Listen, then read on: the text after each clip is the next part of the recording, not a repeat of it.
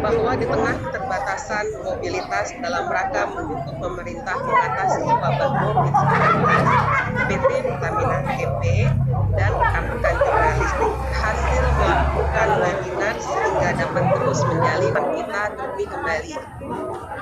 Namun kita tentu yakin adaptasi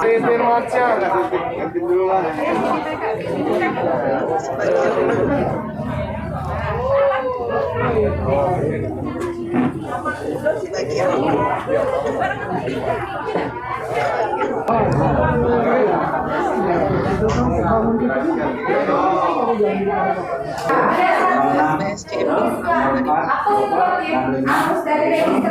itu kerja keras dan sinergi termasuk dukungan dari kalangan jurnalis. Tentu ada hal-hal yang perlu diperbaiki agar visi tersebut dapat terwujud. Karena Indonesia memang membutuhkan minyak dan gas dalam jumlah besar. Yang menurut di tahun 2020, minyak akan meningkat. Yang dari SMK mana? Dari SMK, dari Depak ya?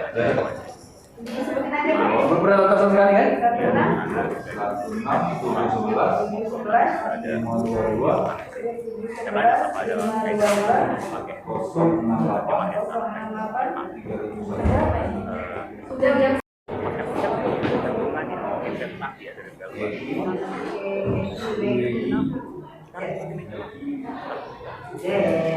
Agak merontak-rontak dikit aja. Apakah kemudian sudah ada demokrasi di sana, ada kegaduhan di sana? Iya seluruh.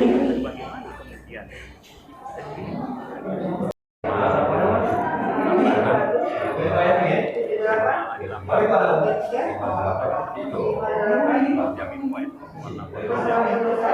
COVID, mencegah biar kita tidak terkena COVID. Dari mana saja yang dilakukan vaksinasi? Untuk hari ini kebetulan dari Dinas Kesehatan, Pak, guru-guru dari sekolahan SMK, ada yang dari SMA, kemudian ada yang dari Kemenak, kemudian dari rekan-rekan wartawan yang ada di Kabupaten Muara Enim.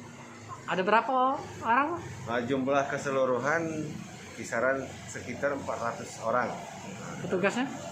Petugas, kalau petugas kita ada 24 orang, tapi untuk pelaksanaan kita menggunakan 12 orang. Sistem shift, Pak ya? Sistem shift, ya. Kegiatan vaksin ini mulai kapan? Kegiatan vaksin sudah kita mulai dari Februari kemarin, mulai dari Nakes tahap 1, kemudian tahap 2 TNI sekarang sedang berjalan, kemudian pelayan publik dari instansi-instansi Kabupaten Muara Enim yang ditunjuk oleh Dinas Kesehatan untuk vaksin di Rumkitban tempat kita sekarang. Jadi apa harapan kita, Pak, dengan ada vaksin? Ya, harapan kita kesadaran masyarakat Kabupaten Muara Enim untuk kita vaksin, untuk melaksanakan vaksin, sehingga kita bisa mencegah penyebaran virus corona.